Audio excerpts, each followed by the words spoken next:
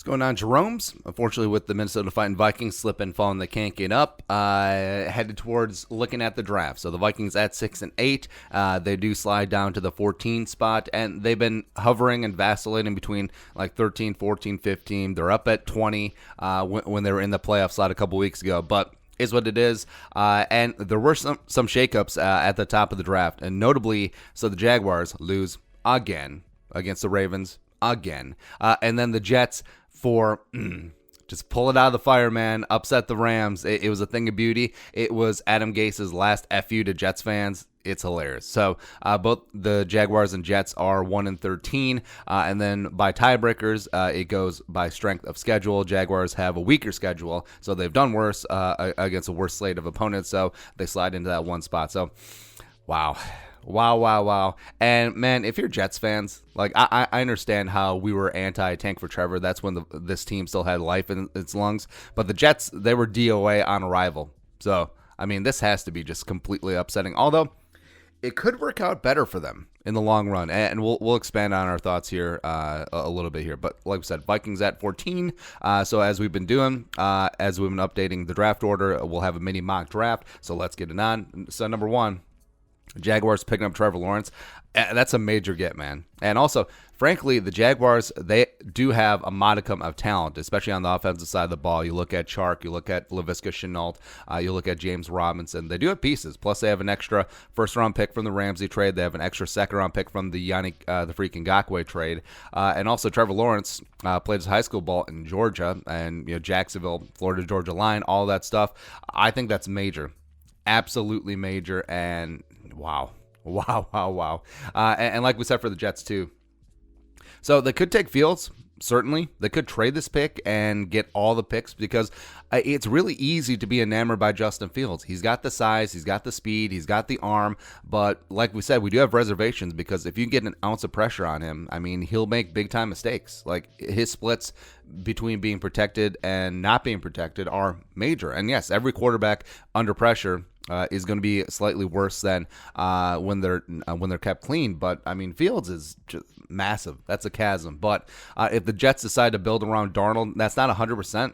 Because GM Joe Douglas, he was not the guy who drafted Sam Darnold. That was Mike McCagnon. So, I mean, maybe he could get their own guy. Maybe they could trade this pick for multiple ones. I mean, you could get a haul. Like, you could legit, what would you want? Take a quarterback at 2 that you're not 100% sold on, or get, I don't know, 2 first-round picks and change, maybe even 3 if you have multiple bids coming in. Could be crazy, but it's food for thought. I understand the Jets fans are upset right now, but never know.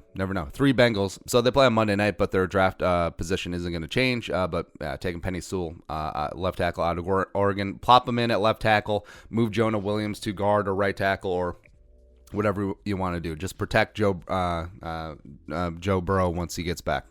Number 4, Panthers. So quarterback of the future. Hey, Teddy no more. So Zach Wilson coming out of BYU. Now Panthers scouts, I'm sure, saw him up close and personal when he played Coastal Carolina. Going to have another shot against who they playing in the bowl game.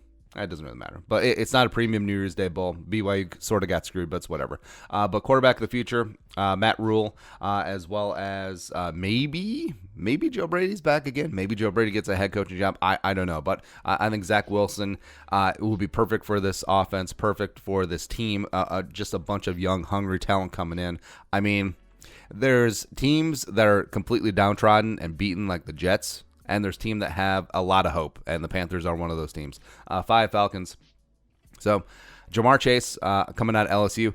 It's a spot of too much value where certainly they could go edge. You could see Kwity Paye. You could see Gregory Rousseau here. But also, I mean, they got Ridley and Chase now for the future. I understand that Julio maybe approaching that expiration date. And if you want to, you got a new general manager coming in, you have a new head coach. Now, you could certainly add a little fuel to the fire. Matt Ryan just trying to just wring out the last of his final years. But, yeah, I think this is just a spot of too much value. So the Falcons go wide receiver in this spot. 6. Dolphins pick the guy from Houston. So protecting Tua is going to be prime. Rashawn Slater coming out of Northwestern. Now, he opted out this year.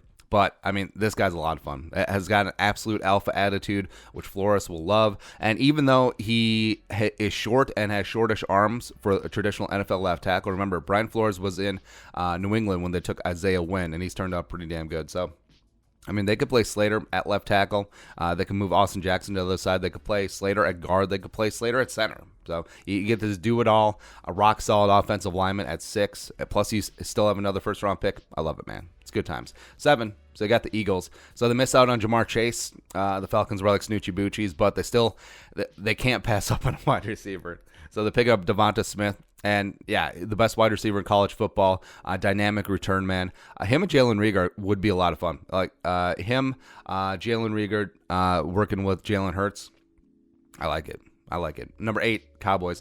Another spot of way too much value. So the Cowboys, cornerback or offensive line is the easy answer. But, I mean, it's hard to pass up on Pitts. Like, I understand that he's more of a wide receiver than a tight end, but Gallup is heading into a contract year. Amari's getting a little bit older, even though he just got his big deal. And this is like the spot where the Cowboys were in last year, where, well, you got Gallup and you got Amari. Did you necessarily need CeeDee Lamb? No, but it's way too much value. And same thing here at Pitts. If Dak is back, I think he absolutely should be, but just a huge dynamic red zone threat. And the Cowboys offense, man, if they get healthy, could be one of the best in the league. 9 Chargers, so offensive line is the easy answer, and it's the easy pick here. So Wyatt Davis coming out of Ohio State, plop him in a guard, have him protect Justin Herbert's ass for a decade plus. Yeah, no muss, no fuss. 10 Giants. So it could go a couple of ways here. Kwity Paye would make a lot of sense, or Gregory Rousseau, but going with the cornerback here. So Patrick Surtain the second coming out of Bama. Now, Joe Judge worked at Bama. And that Giants secondary, they need help. They need a lot of freshening up. So picking up the best cornerback in the draft, debatably, like Surtain, Farley, maybe go back and forth. But, yeah, it's an easy pick here. 11 Lions. So they need some physical freaks on the defensive side of the ball. They do. Micah Parsons fits that bill. And Chris Spielman is going to have input on the head coaching and GM search. So, yeah. As an homage to Chris Spielman, the Lions' greatest linebacker, they pick up the guy who could be the next great Lions linebacker, just a physical freak rusher, as well as, I mean, he does things that you can't teach and you can't coach. Now, does need some refinement, but, yeah, you'll figure that out as you go along. 12 Niners. So Richard Sherman needs a replacement. Caleb Farley, cornerback of Virginia Tech, the best press man cornerback in this group. So getting him in division with Nuke and DK makes too much sense. 13 Broncos. So maybe a little bit controversial since the Broncos do have Von Miller and Bradley Chubb, but Gregory Rousseau coming out of Miami opted out this year but had 15.5 sacks last year. And Vic Fangio is never going to pass up on a guy who can get the quarterback. I mean, that's just his MO. And Von is 31 and head into a contract year. So John Elway had his way last year. You know, picking up Judy and Hamler and a bunch of offensive pieces. But no, Vic Fangio's like, no, I'm putting my foot down. We're taking Gregory Rousseau. Maybe they take Kwity Paye, who could also play a little bit of 5-tech up front as well. So, nah. But the Vikings on the clock at 14. So now you have options. You do have 5 really good options here at positions of need. So you got no Panther Trey Lance. He's still on the board, the pride of NDSU. Christian Darrisaw of Virginia Tech would be a day 1 left tackle. I would not be upset about that as all. And then also you got Kwity Paye. You can play him at edge. You can play him inside a bit. And I think overall, it's frustrating because his best natural spot is probably that close side left defensive end, which is where Danielle Hunter thrives, but also at a certain point, just get talent in the building, you know, especially the way that this defensive line has looked this year.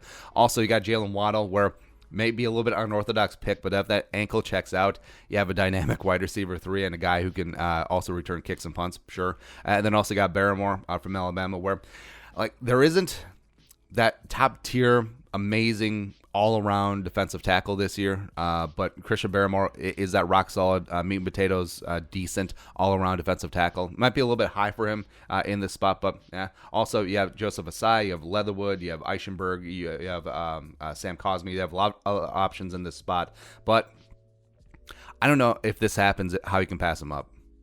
No pants for Trey Lance. And I get that he's going to sit behind Kirk for a year, probably two, and just absorb everything about the NFL game. But he's got such upside. He's got amazing arm talent. He's got physical gifts. He's got rock-solid NFL accuracy. And, yeah, you could poo-poo level competition. You could poo-poo his type of offense. But you're betting on traits, and you're betting on Trey Lance, the pride of Marshall, Minnesota. And this isn't like a local thing either. Like, if he was Tom Bartkowski from UC Davis, I would still have these feelings about Trey Lance. Like, you understand our feelings about Zach Wilson. So getting your quarterback of the future, even though you're passing up a rock-solid left tackle in Christian Darrisaw, even though you're passing up a guy who would have an immediate impact on the defensive line, Kwity Paye. Actually, maybe I'm second-guessing this. Nah, I'm just playing. Vikings get their quarterback of the future. Maneuver however you have to. Get around in the second round. It's going to be a decent day two, especially for offensive linemen, especially for a penetrating three-tech. Get yourself some Jordan Twyman from Pittsburgh. Get yourself some Zion Johnson. Get yourself a ZJ from Boston College, and let's move on in life. And hell, maybe Kirk Cousins, he's never really had that young quarterback sitting behind him. Maybe this will elevate his game even more. You never know. You never know. But either way, no pants for Trey Lance is the pick. Minnesota Vikings get their future franchise quarterback, and let's go. Let's go. All right, but your thoughts, updated 2021 NFL draft order as well as mini mock draft. Let us know in the comment section below. Subscribe for daily Vikings takes. Want to support that work? Post on the Venmo. But until next time, Skull, production value. Production value. Production value. Production value. Production value. Production value. Production value.